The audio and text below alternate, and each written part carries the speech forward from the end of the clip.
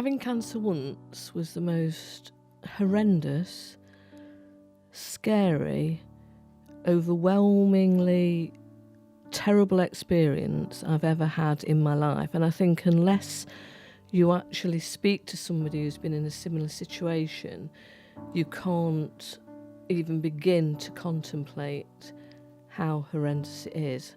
In 2000, I was a single parent. I had a 3-year-old child.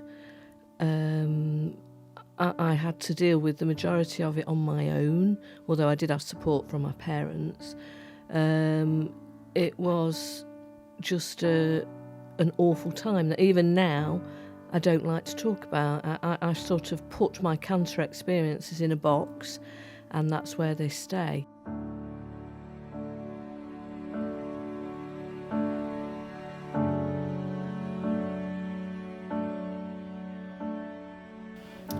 Gosh, it's an amazing place. It's such a space for being yourself. There's not many places where, when you've got your cancer diagnosis, that people accept you for who you are and don't mind what you talk about.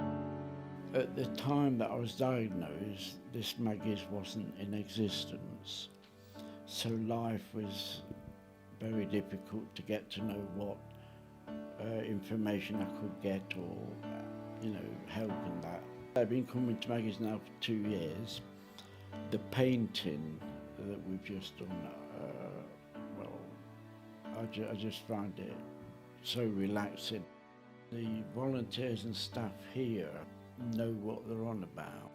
The best thing about them, apart from giving impartial advice or where actually can get information, is that they listen. They listen. Because when one has cancer, it doesn't matter, you can have all the friends in the world being nice to you and everything, but at the end of the day, when you're on your own in bed or where have you, you can't get away from what's in your mind. One of the things that hurt the most, 3 of my 5 sisters, when they found out I had cancer, didn't get in touch. Even now, some of my friends who I see don't talk to me.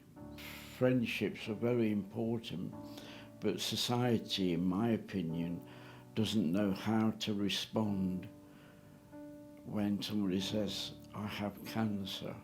At the end of the day, cancer is just a word. The word itself won't hurt you, but the disease will. It's wonderful meeting new people all the time and being able to help them when they come in and they're really anxious and they leave with a sense of hope, I think. We offer a wide range of sessions throughout the week. Throughout the week we have cancer support drop-in, which is what I'm very much involved with. We do gradually see the increase in people being diagnosed with cancer. But their outcomes are far better now because there's obviously a lot more treatments and new treatments coming onto the scene. One thing that, again, a lot of people hear or think when they hear the word cancer is that life is going to stop. Having something which is predominantly a female cancer is, I don't know, it's kind of given me a focus because a lot of men don't realise they can get it as well. And if I can actually get the message across that I'm somebody who does a lot of masculine stuff, I don't come across as being effeminate. If I can get it, they can. If somebody's got those symptoms, they need to literally just kind of screw down their courage and be a man and get it checked.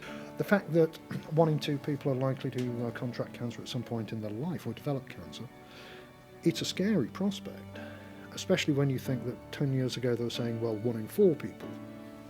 And you know how when you hear those statistics you think, when you're standing in a group, well, it won't be me, it must be you.